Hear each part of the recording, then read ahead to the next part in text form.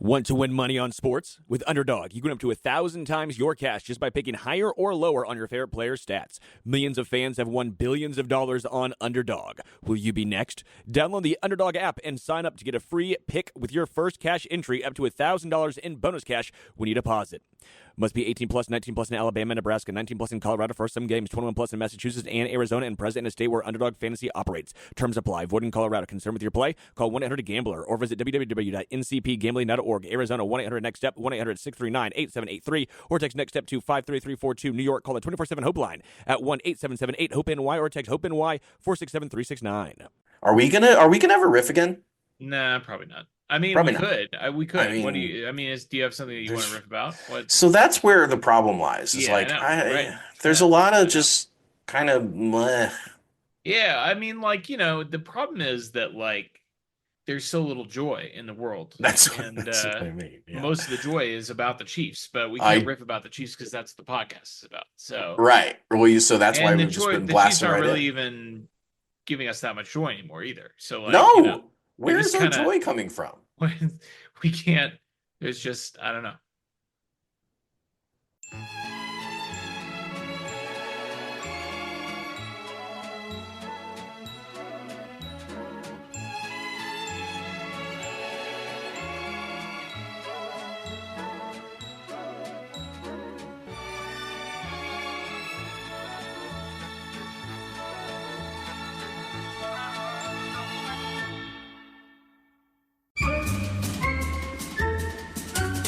Welcome in to It's Always Sunny in Chiefs Kingdom. I'm Austin. You can find me on Twitter/X, occasionally at Real Bird Lawyer. I am on Blue Sky most of the time these days at Bird Law Expert. And here with me, as always, is my co-host Taylor at Taylor_Wit on Twitter when he's there. IASIC on Blue Sky. What's going on? That's right. Not much.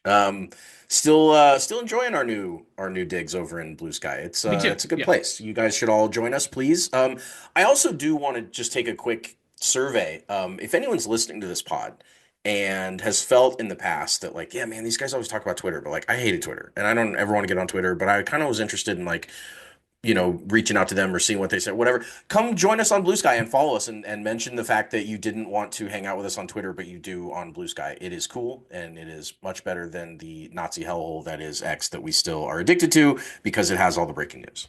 Yeah, I mean, I like to pop over there occasionally to crack some skulls. I took a little vacation over to X to dunk on some people about John Elway for a little while. Yeah, sure. Yeah. You saw the bat signal, the bird signal of someone replying to the John Elway thread, and you were like, definitely. I'm summoned. Yeah. And I go over there to post the meme. We'll talk about the meme later. The meme gets posted on X. I will occasionally be there on game days because I haven't curated a full feed on Blue Sky. I can't completely replicate the game day experience I was getting on X, but most of the rest of the time, like during the week, if it's not actively during a game, every time I go back there, I'm like, man, this place really, it's cratered. It's hit rock bottom. Yes, and I don't want to say that because it can always go lower, but it definitely, Blue Sky reminds me of what I really liked about Twitter back, circa 2015. Sure. Hanging out with people that share my interests. Most of the discourse is very cordial. If somebody is a dick to me, I can just block them. I've been sort of blocking some of the influencers and things that I didn't really like on X. And guess what? I don't see them in my feed. Unlike on X, where I can block somebody, I can mute somebody. And hey, if I run a search or somebody retweets something, it's still going to show up in my feed. Thanks a lot, Elon. Well, anyway, we got a great show for you guys. We got news. We decided to dust off the old mailbag. We got a couple of mailbag questions that we're going to answer after the news. We're going to talk about the Chiefs' thrilling 30-27 victory in Carolina. If you're only listening for the Chiefs system, spoiler alert, we're not going to do it. I'm sure we'll get back to it eventually, but like the team has to get back to the system before we're going to use the system in our podcast again. We're just gonna go through the game because it wasn't Chiefs system enough, and we are going to give a cursory, bare minimum, low effort preview of Black Friday football versus the Las Vegas Raiders. Chiefs have already beat them once. They're terrible. They don't deserve any more of our time or any more of yours. than what you're already going to give them on Friday. But first, let's hit. We start, as always, on the news with the injury report. Chiefs had a couple of DMPs on Tuesday. Of course, they're playing on Friday, so we did get a full injury report today. Cam Jones, the linebacker, is out with an illness, and Spencer Schrader, the Chiefs' replacement kicker for Harrison Butker, who's on injured reserve, injured his right hamstring away from the team, not as part of a team practice. So he did not practice. Kind of a problem, a big enough problem that it looks like he's not going to play this week, and Matt Wright is coming in off of the practice squad. He is, of course, the owner of the second longest kick in franchise history when he was filling in for Butker a couple of seasons ago. And you may remember that he held that record for one game. One game. Yep. I'm just saying, Matt Wright coming back in with a chance to maybe reclaim his record. But, he really was pretty serviceable. And he's kicked around a little bit since then. Obviously, the Chiefs had 2 replacement kickers that year, and one of them was good, Matt Wright, and the other one, Matt Amendola, was terrible, cost the Chiefs the Colts game that year. Matt Wright, I don't know. I don't feel any kind of way about it, but he'll be serviceable. He'll be fine. I'll be honest, I feel better about Matt Wright than I did Spencer Schrader, and Sure. nothing against Spencer Schrader. I know the Chiefs had their eye on him for a little bit and were excited to claim him off the Jets practice squad, but his kicking was like a little, he like kicked the extra points too hard, like too high, and really like high, he seemed amped up. He seemed like he wasn't quite able to like do the calm kicker thing where you just walk up and nail a big kick. And like he wasn't asked to kick anything deeper than a short field goal ever in the Carolina game. So like I don't know what Schrader's leg is like. I don't know what his temperament's like, but I do know that Matthew Wright kicked a 59-yard field goal for the Chiefs. And so I like him being the backup to Harrison Butker. As you said, he certainly worked out well. He missed one kick in his backup roles. It was a like 45-6 whatever yard, or like a mid-40s kick. That other than that, though, it was a big opportunity for Spencer Schrader. He had an opportunity to be on the Jets 53, and he decided to take a job with the Chiefs that he knew was a short-term job. He knew Butker was coming back in a couple weeks, and he still decided to leave the Jets, hopefully, and come to the Chiefs and kick. And then now in what I assume was a private workout, pulls, I think it was a hammy is what I read maybe. Yeah, right, and now he's not getting any, I mean, with Matthew Wright in there's no reason to have Spencer Schrader. Like he's now going to be probably back to the Jets here anytime, which as we all know, following the Jets, that is a fate worse than death.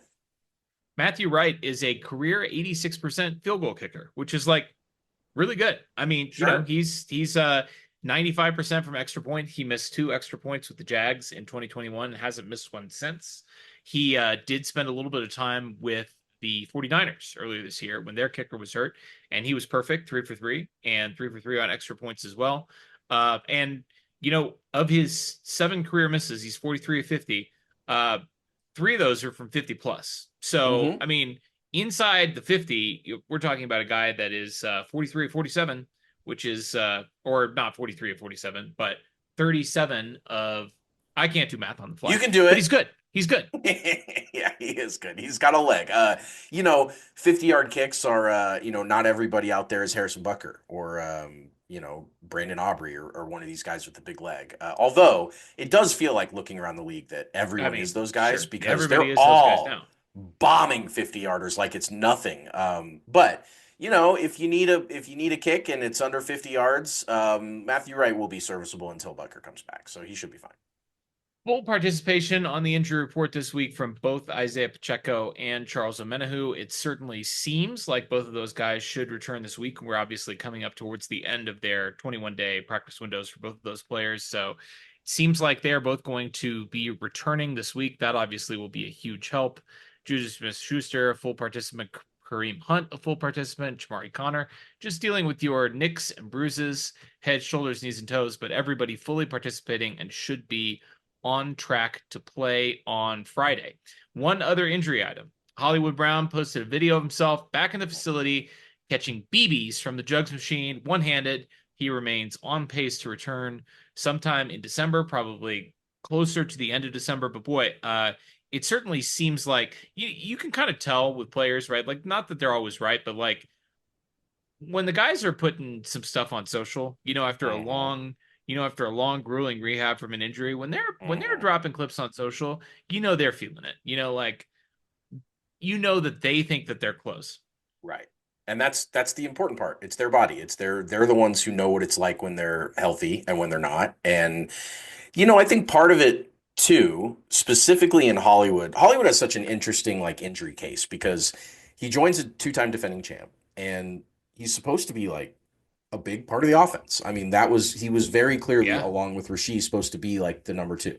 And he plays one play in preseason and then goes down and watches as this team starts 9-0 and they're kind of struggling through stuff. Like he just probably feels a lot of pressure to get out there and to come back to the team that he's been around him in the locker room and stuff like that. Like I just wonder if he right now is going to come back, fired up and maybe quicker than he would if he was for example, on the Cardinals right now and he had started preseason with them in his fourth year with them or whatever, and they were, they're fine right now. Like they're leading the division. They're a good time, but it's not the Chiefs. It's not Right. 9-10-1, and it's not defending back-to-back Super Bowl champs and stuff. I just wonder if maybe he would have shut it down or been like, oh yeah, I'll see if the Cardinals make the playoffs, I'll get there. But like with the Chiefs, he's like, I got to get out there like ASAP. Yeah, for sure. Yeah. It's going to be interesting to see what he can do when he comes back.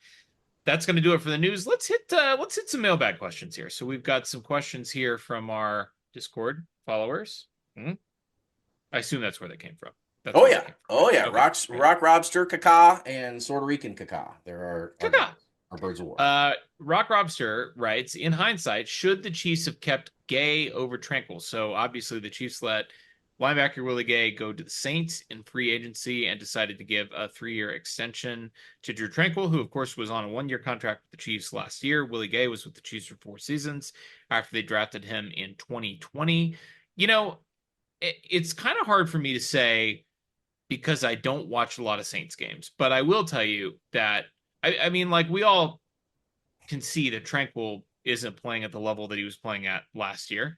But if you just pop on Willie Gay's Pro Football Reference page, he's only played 33% of the defensive snaps this year when he's been out there. And in Kansas City, the last 2 years, he was over 60% of the snaps, 62% in 2023, 69%, nice, in 2022, and the Chiefs won the Super Bowl. So, and let's not forget, Willie Gay, I mean, he got a pretty small contract to play with the Saints on a 1-year deal, and it's the New Orleans Saints, right? Like, it's not right. It's not a big market, attractive destination for a guy to go to. So without having crunched a lot of Saints tape this year, I don't think that we can say that Willie Gay's performance in 2024 means that the Chiefs should have kept him and given him, the Tranquil deal instead. It doesn't mean that Tranquil was playing to the best of his ability, but I think the Chiefs probably made the right decision letting Willie walk.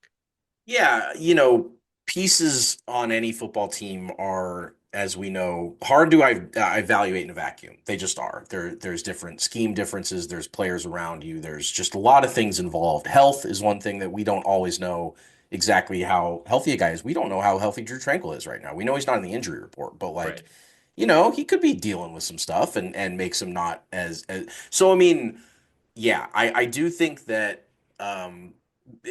Robster's question makes sense because when you look at it and Tranquil's struggling and we let a fan favorite linebacker go, everybody loved Willie as a dude. Yeah. Like he was an energy guy and was part of some big wins for the Chiefs and 2 Super Bowls and just a lot of good times were had with Willie Gay. And so it does kind of, make someone think like, oh man, did they swing and miss there? Did they keep the wrong linebacker? But I think there's a very viable alternate reality where the Chiefs let Drew Tranquil walk and re-sign Willie Gay, and Willie Gay struggles a little bit for us, and Drew Tranquil's doing whatever, and someone would have asked us in a mailbag, don't you think we should have kept Drew Tranquil over Willie Gay? Like it's just kind of it's grass is always greener on this type of stuff, and I'm fine with the decisions to be made. I think Drew's been a big part of this team since the day he walked in there. I think he's really bought into the whole culture and everything. And I think he'll still have some better days in front of him. Yeah, I agree. I mean, again, I think everybody on the defense right now is playing below their level. I mean, really, I skied or skeeted, I guess is what we're using for Blue Sky tweets. I skeeted this the other day, but it would be hard to identify a player on the defense that's really been playing like at a peak level over the last month. It's really hard to make an argument for any of those guys playing at the level that we know that they're capable of playing at. So it's tough, but we know that those guys can play better, and hopefully the defense will kind of start to turn it around as we get here into the home stretch of the season. Here's our question from Casey Sorta Rican. Question for the pod. Does Brett Veach have more home run draft picks than can't get out of AAA draft picks? Exclude Mahomes and only include players Veach was a GM for when drafting. I mean, I think without having the list in front of me, and I was trying to desperately pull. Okay, great. I was trying desperately to pull that up while I was talking, which is why let me put it in the doc for you. Now you can. Now you have it too. My words down a little bit. Thank you so much. You're welcome. So really, it's the first round picks, right? Like, I think if you're approaching this, defining a home run, that almost has to take draft position into account. And so as you move down the draft, a home run in the 6th round is, a guy that plays, makes the team and plays any kind of significant role, not even as a starter. I mean, even just somebody that's going to be in a backup or a rotational role as a 6th or a 7th rounder, that is a home run. And I think we know, the problem with the can't get out of AAA picks is that they're mostly 1st and 2nd rounders. FAU, Wanya Morris, Kingsley Suamataia. Sky Moore, obviously. Sky Moore can't get out of rookie ball. We can't even put him in the can't get out of AAA camp. He can't get out of Clyde. He can't get out of high school. Clyde, of course, right. And pretty much everybody from that first draft. How do we think about McCole Hardman? Breland Speaks, what do you think about that? Darian, yeah, sure. He ended up being better than I think. So, like, if you had asked me in 2021 what I thought of McCole Hardman, right, after 19, 20, and 20, or after 19 and 20, I would have been like, that dude sucks. Like, he was kind of in like the. But then I think that he kind of, by sticking around and I don't know, I've kind of grown back to McCole's role as like a wily veteran, as like, all right, maybe this worked out a little bit. Yeah. I don't know that this is something that we frequently do in appellate litigation, which is what I do for a living, right? Like we tell the court, like, you don't actually have to decide that question, right? Because we can actually answer this question without deciding whether McCole Hardman is a home run or can't get out of AAA player, because we can just add up all the other players. That's good. There's enough other evidence. Sure. Yeah, I think the balance is still going to be in favor of. This first draft, 2018, there's not a single guy in there that you would maybe put in the can't get out or in the home run category. Derek Nottie was the best player in that draft. So that's like Breland Speaks in the second. That didn't do it for you. He's over 6, right, on that side of the sheet. Yeah. You go to 2019. Let's put Hardman, just for the sake of argument, on the negative side of the ledger. Sure, I think that's fair. You still have Thornhill, who I think makes it as a 2nd round pick. Colin Saunders, who I think is a 3rd round pick, he makes it. Fenton had a couple of good years, and he was a 6th round pick, so I think he makes it. Darwin Thompson, pass, wash, 6th rounder, right? Exactly. Yeah. And then Nick Allegretti, a 7th round pick, homer, huge home run. Three Super Bowls, amazing. Yeah, homer. Yeah, now at that point we're 4-7.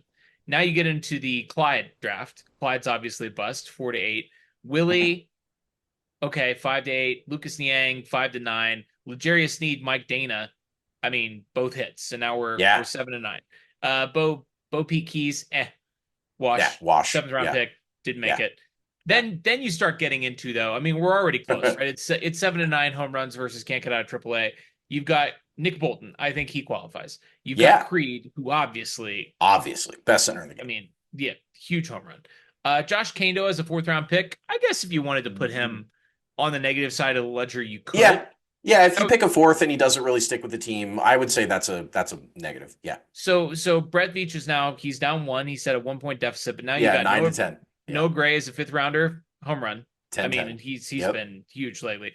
Cornell Powell, that's an interesting one Wash. as a fifth. He's obviously, yeah, I think you'll probably call that a wash. He stuck around in the practice squad. He was, it's not like he never got a single look ever. So yeah, and I would he's say a fifth rounder wash. and a late fifth rounder at that. Right. So Trey Smith is a sixth rounder, is obviously a huge home run. So now 11 to 10. we're in the black. We're in the black. Yeah. You get to 2022, you've got McDuffie, you've got Karloftis, hit, boom. Home run, Sky, huge bust. But then you've got Brian Cook, hit, Leo Chenal, hit, Joshua Williams as a fourth round pick, I think is still a hit, even though the jury's still kind of out, but I mean, I would say lean on the side of hit, which would be 16-11. Darian Kennard as a fifth rounder, wash, but let's put him on the negative side of the ledger. Just he was the guy we picked up with the pick we traded down to not take Sky. George Pickens, so we could take Sky Moore and Darian Kennard. So let's put him in the can't get out of AAA category just for like that. 16-12, I think, and then you the have best seventh round anyone's ever had. Round class of all time: Jalen Watson, Isaiah Pacheco, and Najee Johnson. Those are three grand slams. Yeah, exactly. For drafting seventh round picks to draft three guys that have all been starters. That's a heater. I can't believe that seventh round. It was unbelievable. That was a crazy, crazy draft. Jalen Watson, who we are devastated that he was injured just 2 years later because he was the cornerback 2. Isaiah Pacheco, who we were devastated because he was the running back 1 and he's coming back. And Najee Johnson, who stepped in admirably and played a lot of snaps those three that's crazy. Yeah, it is. I think that's 19, 11, or 12 or something. Yeah. I mean, now, again, we basically we've got there. We've hit. Yes, you're right. If you look at 2023, I mean, FAU is on the negative side of the ledger, but I think early. Rasheed, obviously home run, second round pick. Sadly, not because of the injury. Wanye miss. Incomplete. Yeah, it's hard because he's once you get into the last two drafts, it's hard to say, because they're still the jury's still out. Yep. Chamari Connor, I think already as a fourth rounder, we can say he's a hit, even though he's been a little bit up and down. And then he's been awesome. BJ Thompson, Keandre Coburn, and Nick Jones, the 5th, 6th, and 7th from that draft, incomplete for those. Yeah. I mean, we've done it. I mean, he clearly is on the positive side of the ledger, right? Now, if you just looked at the first couple of rounds, it's closer.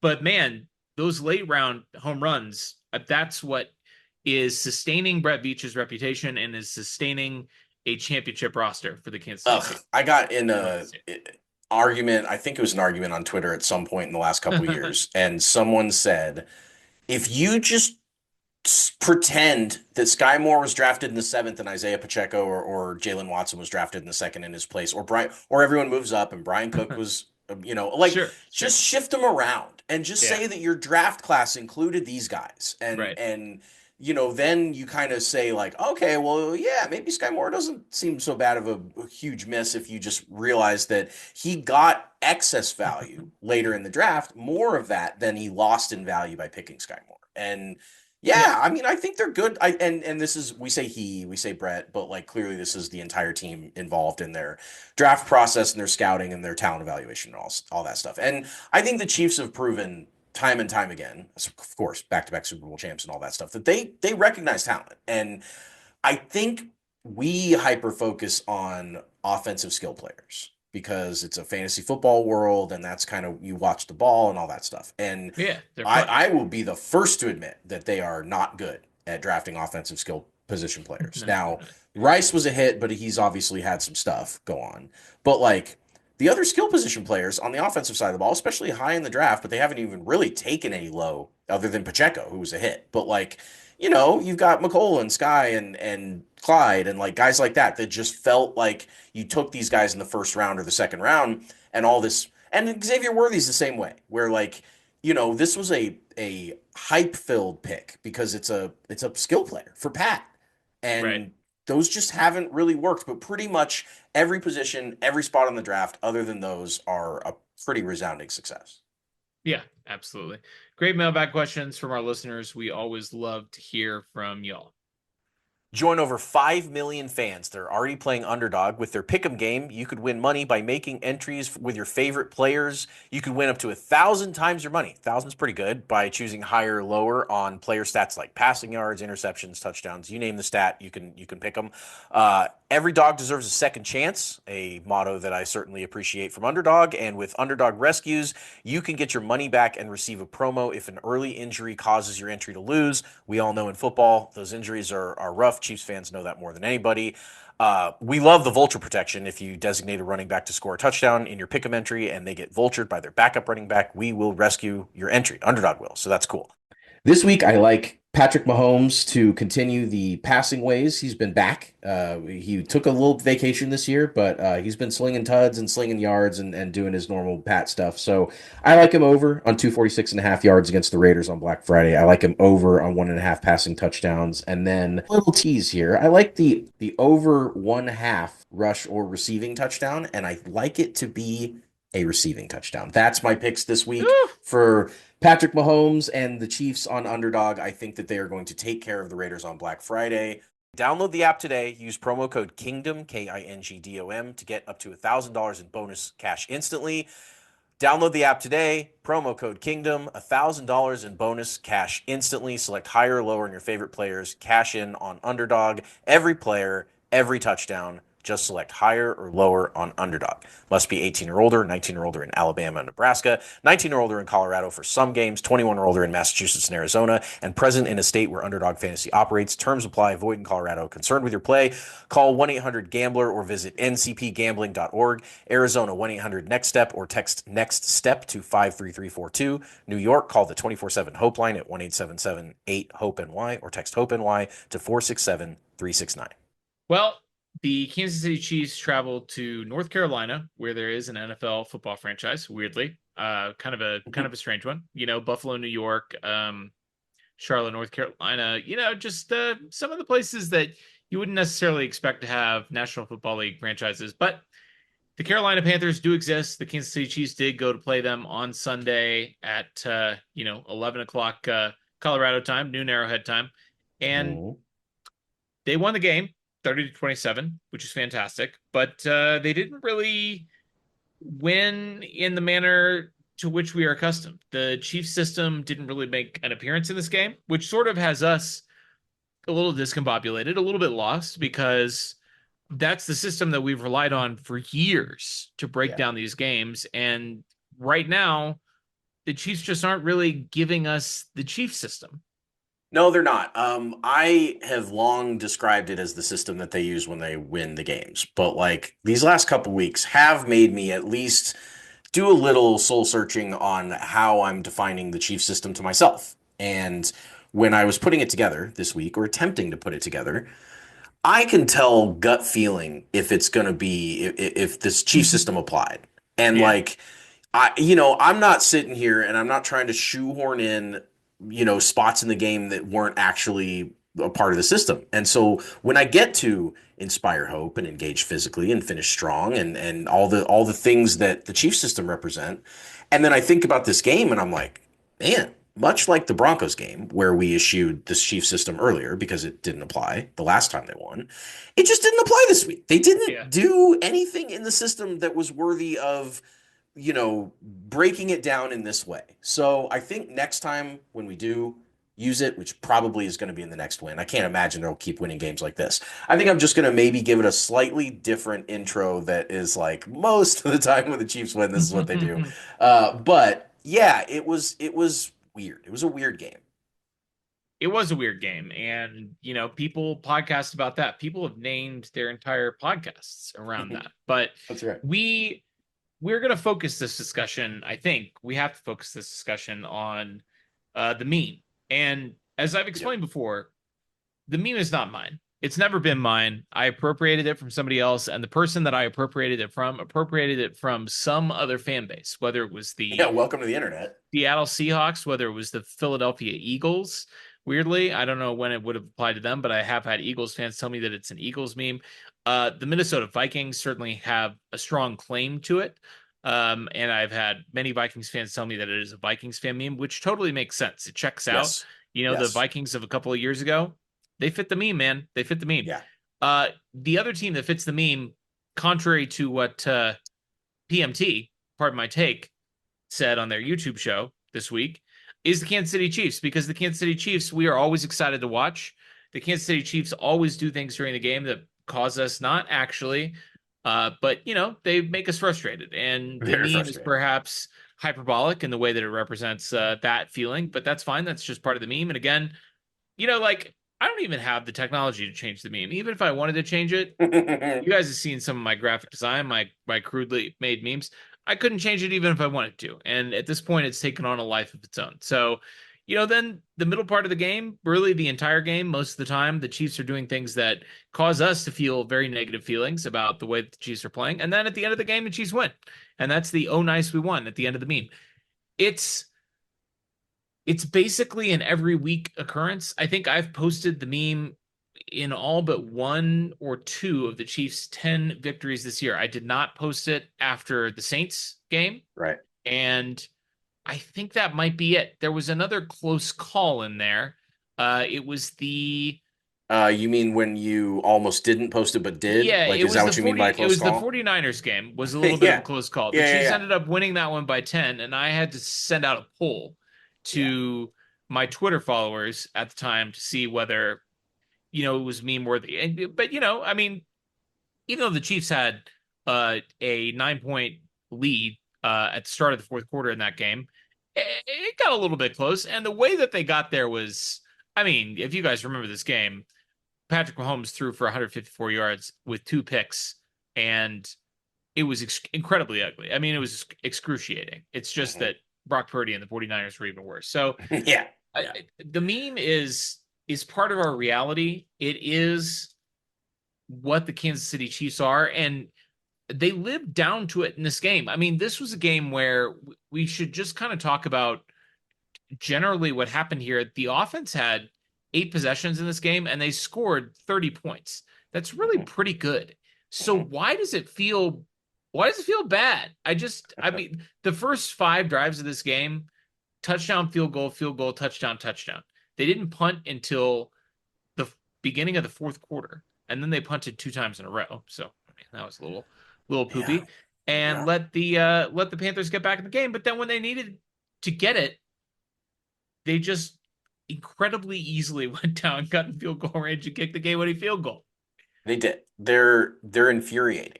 They are just so hard to just string it together for 4 quarters and to just put a complete football game together. And a lot of times the NFL is really hard, man. It's really hard. And just escaping with a 1-point win, no matter how you got there in the NFL, is a reason to celebrate. And we all kind of get caught up in, the desire for the Chiefs to blow people out. But like being better than another professional football team is a really hard thing to do. Yeah. And I am as guilty as anybody of losing sight of that. And I have to kind of bring myself back to that concept a lot with the Chiefs because the reason that we're so frustrated with them, it's almost like, like a screw up kid in high school that's super smart but doesn't do the homework or whatever. I mean, I think a lot of us identify with that type of person, but like that's the Chiefs. The bar is high because they've shown us that they can do it. Because they've executed at such a high level for so long with all these different players and all these different, circumstances and backs against the wall and all this stuff. And they've come through time and time and time and time again. And so you just kind of feel like anytime they punt the football or turn it over or do something dumb is like a dagger, a gut wrenching, like I can't, our team doesn't do that. And it makes it hard for games like this to watch. Like for example, when they scored on their first 5 possessions, I feel more relief than joy because Sure. I feel like that's what I expected them to do, which is a lofty expectation on my end. And if they weren't as good at football as they were, I wouldn't have those expectations. I certainly never had those expectations for a lifetime of being a Chiefs fan. Like they haven't done this type of thing to me until they started winning Super Bowls. I've been more devastated with wins in this run than I were with most losses in the pre-Mahomes era. Like there's just there's more at stake. To bring this back to the meme, because this all comes back to the meme. Um, we are very excited about being Kansas City Chiefs fans. The first pillar of the meme of I'm excited to watch my team play, we get that more than most teams get for their own team. Like we have that in spades of being excited about the best team in football. And whether these people that are jealous of the Chiefs and that sit there and go, you don't have any right to post that, they don't understand where the meme is coming from. The meme is three pillars. Yeah. And the first one is being extremely excited, which we are. The second one, yes, I know everyone's had issues with the second part of the meme. You and I have both lost a dear friend to suicide. It's not something that we are joking about. We don't take it lightly. It's trying to get across the feeling of a sports fan that is so down in the dumps and dejected by their team that it feels like the worst moment in their life as they're watching it. Like that is literally how it feels when this team plays football on for 3 hours on Sundays. It is devastating. And then of course the third sliver of the nice we won. So anyway, I feel that most people are they're so distracted by Chiefs fans acting like we're dissatisfied by being Chiefs fans that they completely miss sight of the entire game. I mean, the Barstool guys really blew it, which is not surprising because, as we know, Barstool is a trash, disgusting, horrible, awful cesspit of a place Cesspit's that doesn't provide any kind of meaningful or interesting football analysis. And no, I know some of you were listening to it because you pointed me in the direction of their little podcast, and that's fine. But their little the little show they'd run, a little show that they run, it's cute and it's fun. They got it completely wrong because they said basically that the meme is for bad teams, and then they went on the Twitter account and posted, the soldiers with the clown meme of the Commanders, the Jets, the Bears, and the Chiefs. Now they did. To their credit, modify the Jets meme to just, the whole thing is I'm going to kill myself, which is funny. And I've seen that variation of it before, but that's what every bad team situation is, or it's not, because as we've discussed before, when your team is bad, it just doesn't matter as much. Like, I'm sorry, but it doesn't. You and I have both had a lot of experience rooting for bad sports teams. Absolutely. Okay? Like, we were bathed in it. It's not like we were born yesterday, and it's not like the last 7 years for us as Chiefs fans. It's not like that's been our entire life as sports fans. We didn't get to see the Royals go to the playoffs until we were almost 30 years old. Yep. And we had been rooting for the Royals and going to Royals games for our entire lives.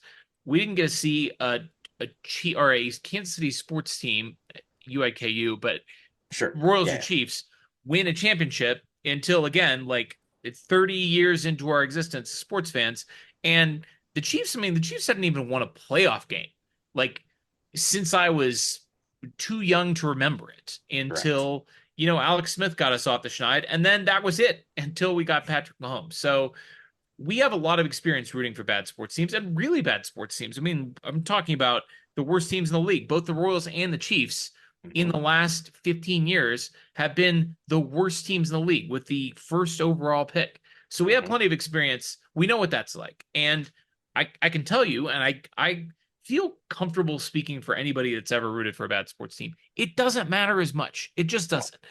You can turn the game off because your team is bad, and sure, every once in a while your team is going to give you, it's like literally the exact reverse of the meme, right? Yeah, dude. You're not excited. You're not excited to watch your team play. Every once in a while your team is going to do something kind of fun and unexpected because your team's bad. And every once in a while, for instance, that horrible Chiefs team, Romeo Crennel, is the interim head coach, where they won 2 games. And I think this is the same year as Javon Belcher. And the Packers came to town, and the Chiefs beat the Packers. And every once in a while, just to historically, that was the year. Fact check me. The Crennel, when they were about 500, they're like 5-8 when they played the Packers, when they were undefeated 13-0. And then Javon Belcher happened, and they fired. That was the 2-14 team, right? Yes, that was the year before Andy Reid. Gotcha. So there were just slight differences in timeline, but you're absolutely right. But an awful Chiefs team beat a 1 loss or undefeated at the time Packers team. Undefeated. That was the And deep into 15 the or the season, 19 right. game winning streak that the Packers were on. They won a Super Bowl in that time. And Right. then, I mean, they're the third or the second longest winning streak in NFL history when the Chiefs So won. listen, that team was terrible, and most weeks I would not be excited to watch the game, and I'd be tuned out by the third quarter because the Chiefs are getting blown out, and it just didn't affect me. It didn't affect my mental health. It didn't ruin my day because my expectations were low. And every once in a while, your low expectations are exceeded because it's the NFL. Crazy things happen. And every once in a while, your terrible team goes out and beats a really good team. And that feels great. It feels amazing. But you're not feeling any anxiety. And if they don't pull it off, like if you're in a dogfight with a good team in the fourth quarter and you lose, who cares? Like, whatever. Yeah, exactly. Like you just get a means better we get a better draft draft pick now, right? Yeah, Exactly, right. So like it's literally the reverse of the meme. Bad teams aren't entitled to the meme. They don't get excited to watch their team play. They don't care if their team is underperforming during the game. And frankly, they don't even get that excited if they do happen to win at the end, which they almost never do. And let me give you another scenario. Let's take the Detroit Lions. A lot of people say they're the best team in football, right? They're extremely good. They blow the shit out of people every single week. The meme doesn't apply to them either, guys, because no one hates watching the Lions right now as a Lions fan. Exactly, because it's a lot of fun. They're excited to watch, then they love it, then they win. They don't have the middle section at all. And so the only team that this applies to in all three phases is a team that is really exciting, has horrible performances during the game, and always wins. That is just the Chiefs. They're the only team it applies to. Yep, it is. And I feel like, people get close to getting it sometimes. Like I have had people correctly describe to me what the meme is about, but then they just don't realize that it applies to the Chiefs. And I'm convinced that, the Barstool guys made this observation. They were like, oh yeah, like cool, I'm about to watch my favorite team. And oh, hey, I got Patrick Mahomes, we're probably going to win. And then, oh yeah, nice, we won. Okay, sure, but like, did you see the game, how it played out? Did you see that it was a tie game with under 2 minutes left to play? Yeah, I mean, sure. Well, but that was exciting for them because they were rooting against the Chiefs. That's the other thing, is that anyone who looks at this meme from a lens of hating the Chiefs is like, I hate the Chiefs myself, so how can you guys hate the Chiefs too? Like, you must love when they play all these. Where's the room for anyone that loves the Chiefs? Like, they don't get it. They don't understand the meme. They never will. And so, I love that you have become the banner carrier for this meme. Like, clearly there are other Chiefs fans that post it, but you're the one who, when someone talks about the meme, much like John Elway, you have taken on this burden yourself, and people are going, oh, Real Bird Lawyer, they're talking about you, bud. They're talking about your meme. They're talking about you, the thing that it's good. You gotta find your niche in the online community, and this is certainly one for you. Yeah, we were able to post the meme on Blue Sky for the first time this weekend, and it was very thrilling. Mina Kimes still does not like it, and she still is refusing to add me to her list of NFL starter pack on Blue Sky. Even though I do good skeets, she's refusing to acknowledge that by putting me into her little NFL starter pack. That's okay. That's all right, Mina. It's I will full of a bunch of journalists and NFL luminaries and real journos. And no, I understand that. But if you're on Blue Sky and you follow Mina, just let her know that she could have me in there. I do good skeets. She could recognize that. I think that's really all I have to say about this game, since we don't have a structure or form to this. What I suggest that we do at this point, I move to proceed to the award segment, because that's something that is familiar and tangible and something that we can really focus in on and wrap ourselves around. Motion granted. Thank you. For those of you who are unfamiliar, we have three types of awards. We have our 5-star men, who, of course, through their play on the field are shouting out, I'm a 5-star man. We have the trash men. I'm the trash man. I come out, I throw trash all over the ring, and then I start eating garbage. Who are eating garbage all over the field. And then we have our wild cards. Wild card, bitches! Yeah! Who are, of course, capable of anything. I will begin. I got to give a shout out to Noah Gray. We did not do awards last week. Nor did we do the Chiefs system. We had to do the MAC last week. Morn accused Cope because, of course, the Chiefs lost last week to the Buffalo Bills. So we didn't pass out any awards last week, and this is really an award for the last 2 games, 4 touchdowns for Noah Gray over the last 2 games. Really incredible. I mean, he scored on the first pass play of the game, and this one, Chiefs got a big return, a couple of runs, and then on third down, Noah Gray just gets completely lost and waltzes his way into the end zone, came up with a second touchdown in this game. He had as many touchdowns over the last 2 games as he had in, I think it was 69 career games. 69 career games. I knew that you would have the Randy tweet handy. That, of course, that was my tweet. What is it? I tweeted that shit. I saw Randy skeet that.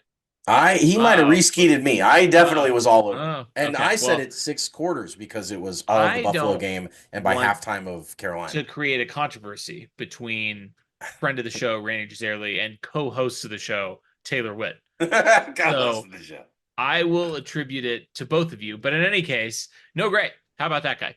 Really good. 5-star man. Yeah, he was awesome.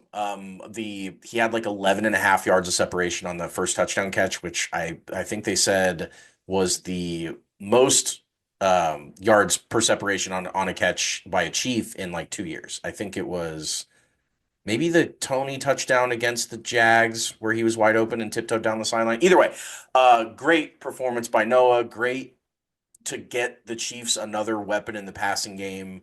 I mean, to have one stand out like that. The second touchdown, they were really emphasizing on the broadcast how typically the way that route combination worked with Travis and Noah was that Noah would run the clear out and Travis would catch the touchdown. That's just kind of how the Chiefs, they typically like to throw the touchdowns to the superstar. And they had him reversed on this one, and Travis kind of cleared out a couple linebackers, and then Noah Gray was left open for the touchdown. And, I think there's probably no bigger fan of Noah Gray on the team than Travis Kelce. I think just based on his attitude and how he supports tight ends and teammates and all that stuff, that I think if Noah Gray catches a touchdown, I guarantee you Travis feels like he just caught a touchdown. Like he's as fired up as anybody. And it's nice to have another guy out there that, I've always felt that Noah has come up with big catches. Now, it's not always necessarily like dominant.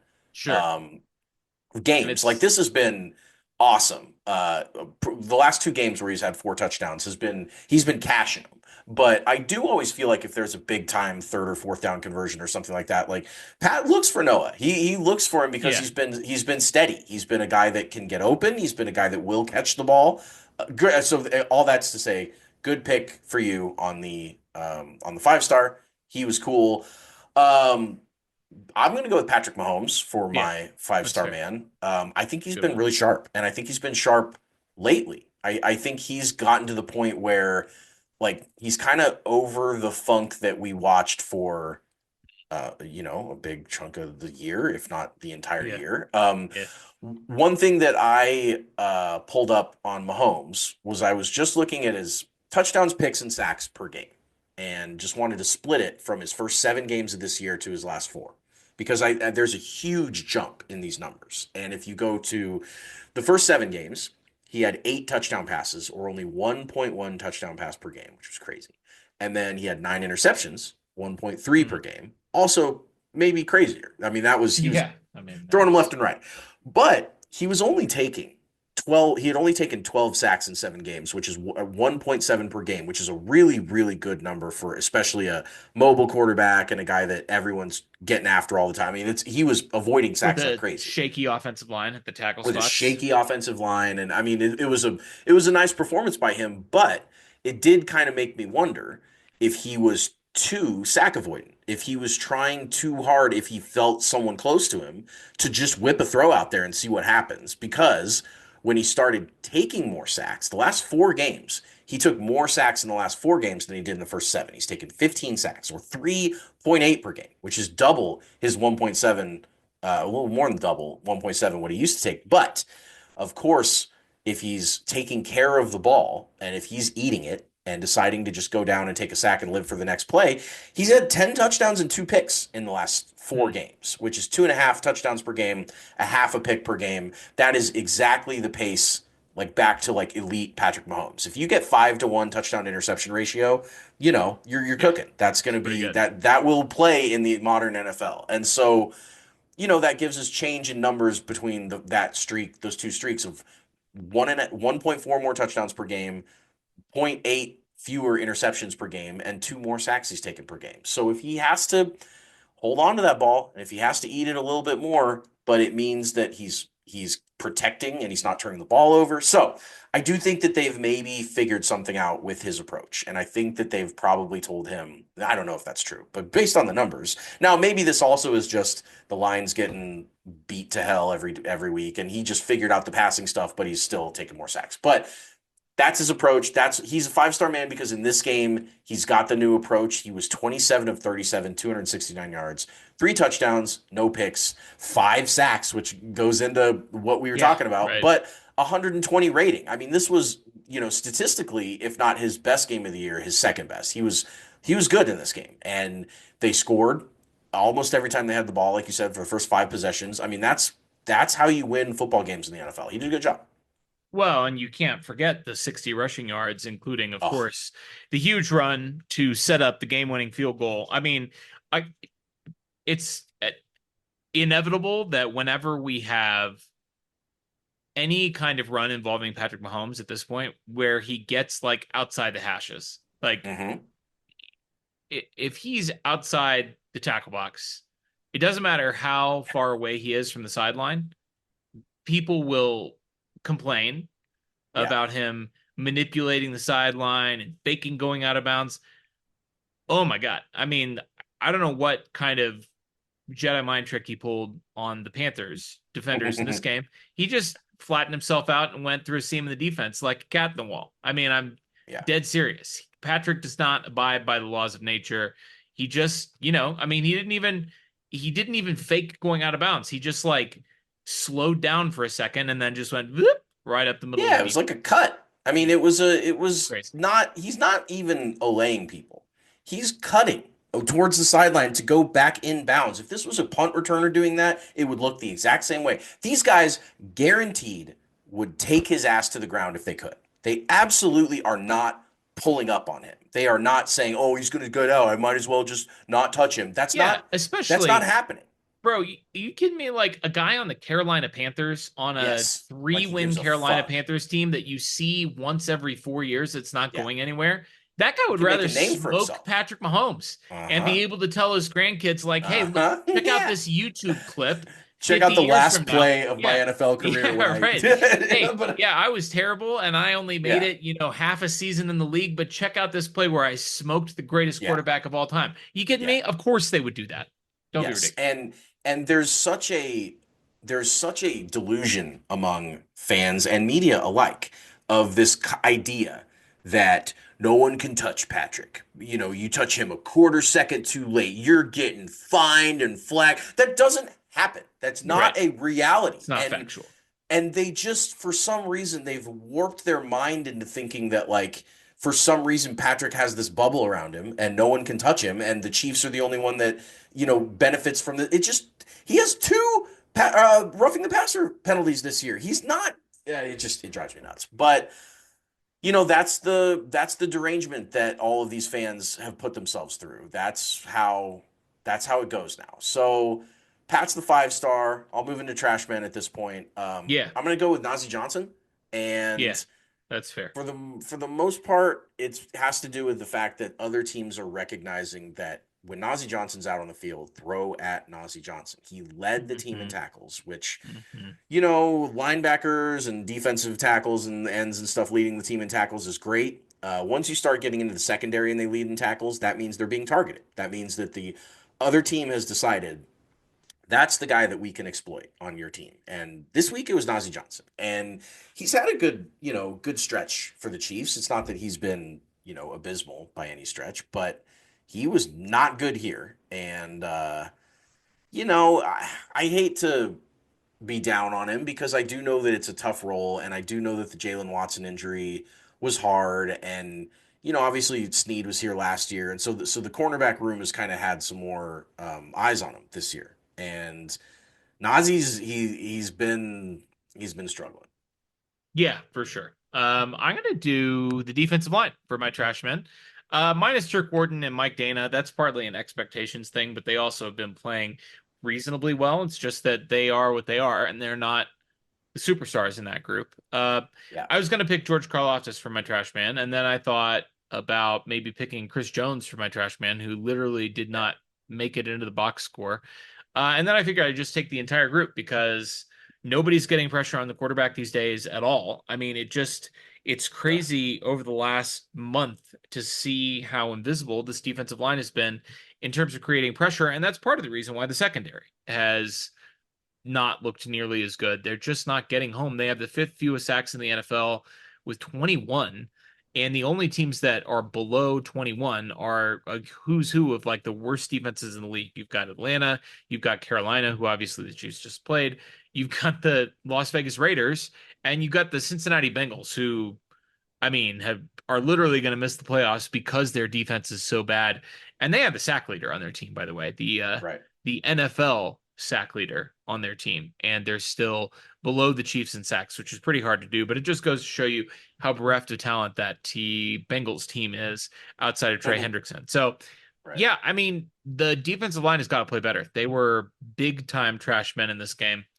Flipping over to our wild cards, I'll kick us off there. Spencer Schrader, the Chiefs kicker in this game. Sometimes the wild card is not someone who had an up and down performance, but merely someone who had an unexpected performance, somebody who came out of nowhere to cut the brakes. And Right. Spencer Schrader obviously has been with the team for 2 weeks, but he didn't attempt a single field goal last week. He was called on to kick field goals 3 times in this game, was a perfect 3 for 3, including the game winner. And as you mentioned at the outset, when we were talking about Matt Wright coming in to replace him, some of those kicks were adventurous. The way Yes. he belts that ball way up in the air. I mean, the game winner was close. He's one of the first kickers I can remember in a while where you kind of have to most kickers are going to get it underneath the top of the uprights, especially for longer field goals. He's kicking it over the top of the uprights. And so literally some of those field goals, it was kind of like, well, did he get it inside the uprights? It's kind of hard to tell Yeah. because he's kicking it over the top of the uprights. And I mean, as if this wasn't all wild cardy enough, he also hurt himself this week working out on his own. But pretty wild a couple of weeks for Spencer Schrader. Wild card That behavior. is extremely wild card behavior. It's super funny. I saw that was his first game-winning kick of his kicking career, and he kicked Oh, in crazy. college. That's good. And so he never Nice. had a game-winning kick in college, and so that was cool. And now if that's his 2 games he ever played as a Chief, then good job, Spence. I will go to finish us off with a wild card performance by DeAndre Nuke Hopkins. Okay, yeah. 5 catches on 6 targets for 35 yards and a touchdown. And, he just feels like, I mean, I know you tweeted, like, what's the worst could happen if they just throw to DeAndre Hopkins every play? And, like, I'll probably I tweet it think, every week. I think that's a viable strategy at this point. He is really reliable, like extremely, extremely reliable. And some of the catches and plays with him are plays that we have not seen as Chiefs fans. Like, just lasers that he's snagging like they're nothing. And I mean, the hilarious touchdown, even though it was only from the 3, Pat was scrambling around, nothing open, and just throws this absolute piss missile straight across the field from left side to right side. And who's there to catch it? Of course, but DeAndre Hopkins. He's a wild card just because they didn't use him enough. It's Yeah, not that he I get wasn't it. bad at. I mean, he was great. And I just think that 6 targets needs to be about 12 every game. Like, honestly, I'm not just saying they need to throw him the ball because he's awesome and cool, but like they need to make him the feature target of the passing attack. And until they do that, I'm going to ask for it every game until it doesn't work. Yeah, I think that's a great choice for the wild card. Unleash him. Feed Nook, give him the ball and see what happens. That'll do it for our awards and our recap of Chiefs Panthers. Let's turn quickly and efficiently and quietly to Chiefs Raiders. The Chiefs are playing at home on Black Friday, the day after Thanksgiving, so this will be a short week They obviously played on Sunday and now are playing on Friday. So this is sort of like a modified Thursday night football schedule. They will get a mini bye after this before they take on the Chargers, which is helpful because the Chargers have been, notwithstanding Monday Night Football yesterday, pretty solid team this year. Gave the Chiefs a hard game the last time they played. So the Chiefs will get 9 days to prepare for that one. I don't have a lot to say about the Raiders. Aiden O'Connell will be starting. He did not start in the previous matchup in Las Vegas. Gardner Minshew started and finished that game.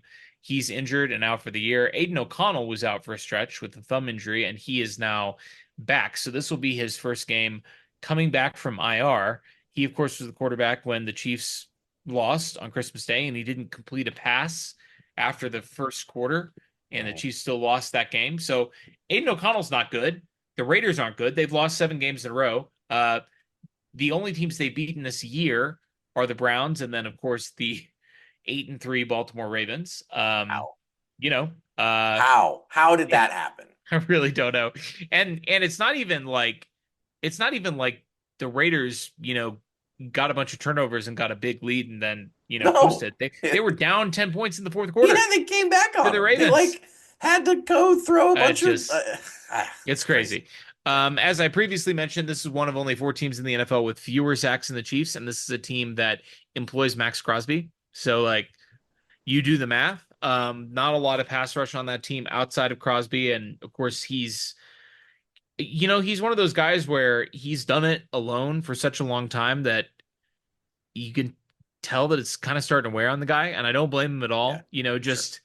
When you're the entire team's pass rush and you're playing 95% of the snaps every week and you're getting double teamed every play, and the team's not good, you're just losing almost every week. That's got to take a toll on a guy. Feel for him. It would be great if he, decided late in his career that he wanted to come over to the other side and see how the other half lives. But yeah, I don't have a whole lot to say about this game. We played the Raiders once. The game was close on the scoreboard, as it always is, but the Chiefs controlled the game and won the game in Las Vegas.